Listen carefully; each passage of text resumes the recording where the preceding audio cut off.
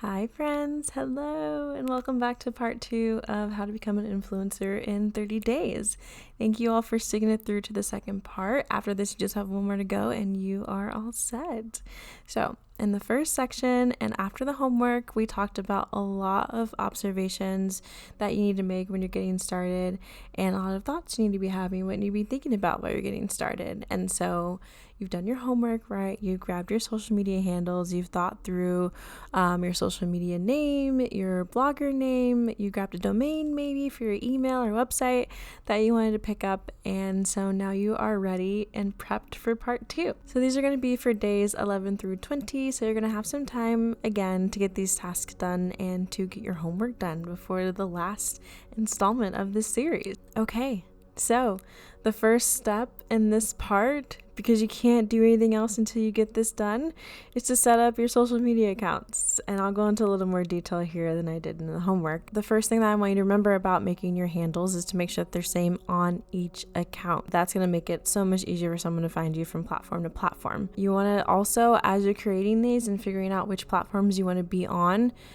start small. You don't have to be everywhere at once right away from the beginning. I'm not even on every platform right now as it stands today. I started out with Instagram and Pinterest. So those are going to be my 2 suggestions for you here. And I'm going to tell you why. If you start out on Instagram is kind of like your driver's license in the digital world. So Instagram is going to be the handle, unfortunately, that people ask for you as a default.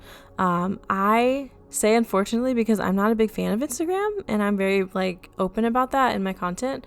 And when I talk to people who are in the creator space, I'm not a big fan of Instagram. But it's just like the way it is, where you have to have an Instagram. Otherwise, a lot of partnerships, a lot of brands, a lot of people who are setting those things up in the future, they won't really take you seriously unless you do have an Instagram account. So go ahead and make that be one of your priority accounts that you focus on during this time. The other platform that I'm going to strongly suggest that you get up and running is a Pinterest account, a Pinterest business account. That is what I use to make all of my content.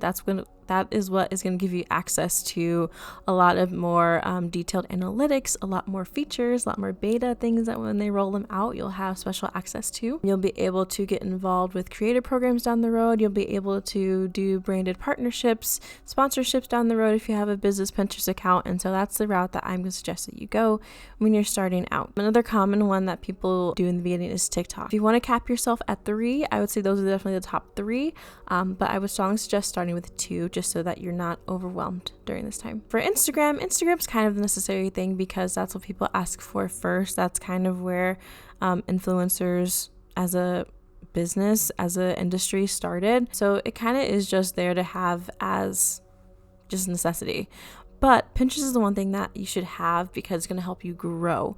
I did not grow as a blogger, as an influencer before I started my Pinterest account, and I wish I would have started it sooner. I saw so much growth using the features on Pinterest like idea pins and other things that have come along and rolled out since I've gotten started. That's the only way that I've seen a lot of growth. I made a lot of connections. I've had brand deals through Pinterest that I wouldn't have gotten elsewhere. And so I can't express enough how important having a Pinterest account is when you're first starting out. So those are the 2. Those are going to be your bread and butter. And then I've also recently gotten on TikTok. And so that's something else that I've been able to grow on as well, a lot more quicker than Instagram even. And so that's another good one out there for you. And Pinterest is also getting into the video game. And so having your content be centered around video is going to be super, super beneficial for you on Pinterest. So Instagram is also pushing out a lot of video content right now. I mean, both platforms still use pictures and still images, and they'll push them out occasionally, but they're definitely heavy hitting on video. So you want to make sure that your content is centered around video. Now, once you have however many accounts set up that you're comfortable going with at this time, you want to make sure that you have your bio set up. And it's a little different for each platform. So on Pinterest, you can choose.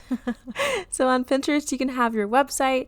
You can have a link to contact you, an email. You can have people DM you. And so I think those are the things. I don't think I'm missing anything, but let me see. I have my Pinterest account pulled up right here, so I can definitely check. So you have your website, you have the actual bio where you can type in information about yourself, and then you can have a contact button so they can email you. So those are what you can have on Pinterest. On Instagram, you can have a website, you can have a few buttons, you can link to WhatsApp these days. So it's definitely gotten more robust since when I first started out on Instagram. And having a link in your bio is going to be really important, even if it's not just for your personal website. Like if you don't have a blog, that's fine.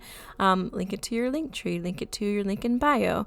And all those things are going to help you in the long run, because it'll give people ways to reach out and get to even more of your content than just what they're looking at right there on the screen. Let me go over to Instagram really quickly and I'll show you the components of their bios. You got the actual details, and then you can list out your pronouns. I believe you can list your pronouns out on the Pinterest app as well now. But back to Instagram. Instagram, I think, allows for a little bit more room, like typing room in the bio. So what I have in mine is Jasmine, and then I have a little hand emoji, and then I have fashion, glam, skincare. So my niches, you definitely want to include your niches in your bio.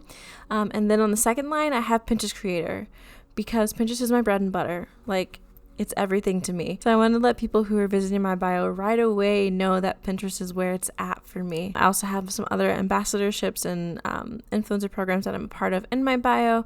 And then I have a call to action. So my call to action in Instagram is shop my feed and more. And then I have a little hand emoji pointing down to my website link, which is my link tree. So that's my Instagram bio setup. On Pinterest, I kept it pretty short. So I have my website, like my full-blown website, which is my domain, linked into the bio, and then I have fashion, glam, and skincare. So definitely include your niches on Pinstagram.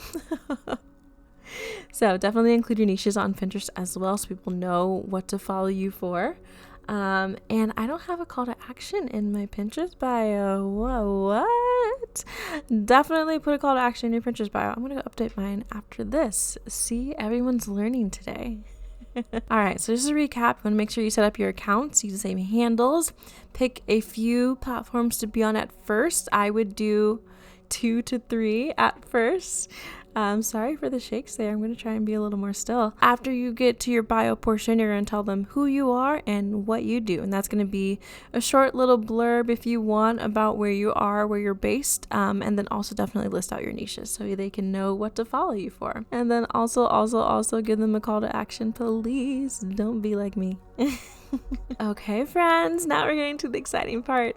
Here's where you're going to plan your welcome post. So on each of the platforms that you're going to start it on, you're going to go ahead and strategize the first post that you want to have on your account.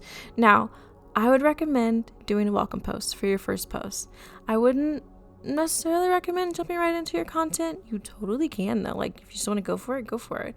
But when people notice new accounts, and I do this myself, when people see new accounts, they scroll to the bottom and they want to see their first post, because we're all curious about where people started, right? Like it's just a natural curiosity. So it's always good to introduce yourself in the beginning. Intro yourself, intro your page and what's going to be on the page, what's going to be about. Tell them what's coming next. Super important here, because you want to give them a reason to follow you and follow your journey. Tell them to follow to hear your updates and see your content. That was my next point. Look at me go.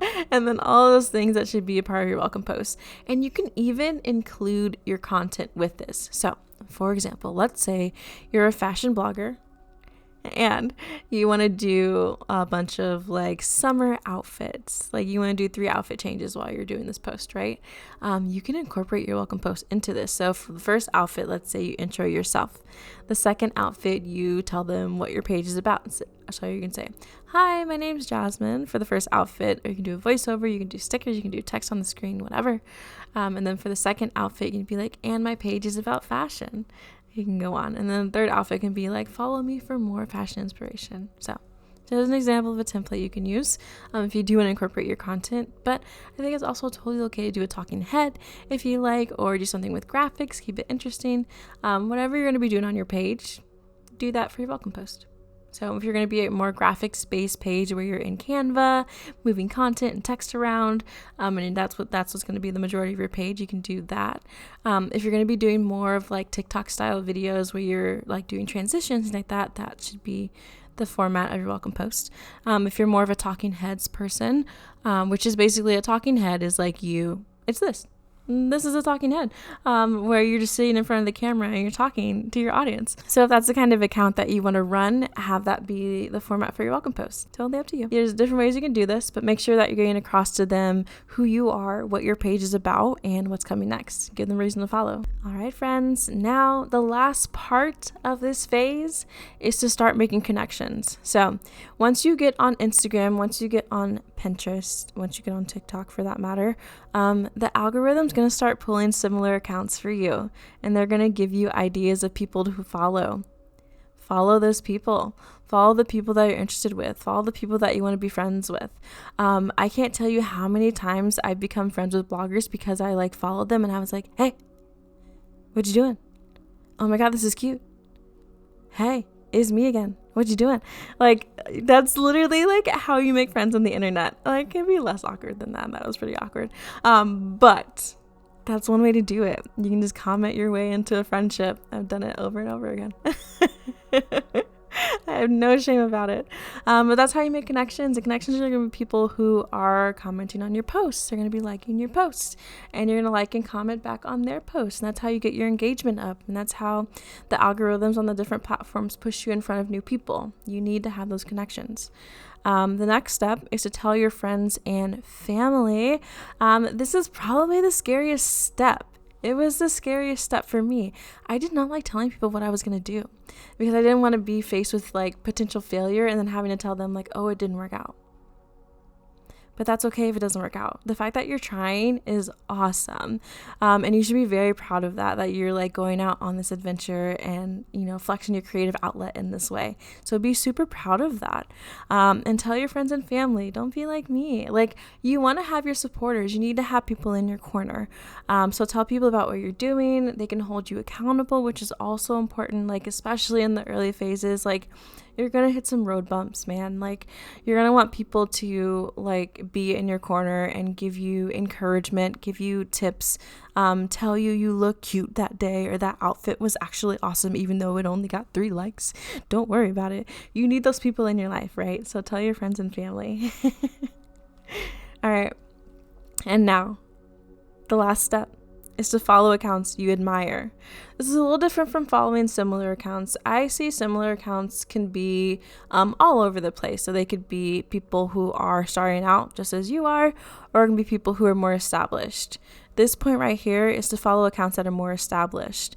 And you want to do this specifically because you want to see people who are doing well and kind of take note of their tactics, take note of the kind of content they make, take note of how often they post. If that works for you, copy that, copy everything and put your own twist on it. That's what the internet is. It's all of us putting our own twist on trends, all of us putting our own twist on content that we make. And so that's the name of the game. So follow accounts you admire, figure out what they're doing, and maybe even ask them questions. Maybe they have consulting hours that they are able to give to you. You can always set up a one-on-one and talk to them about what they do, how you can grow your account specifically with their advice. That's something that you can always do after you follow them and make a connection with them.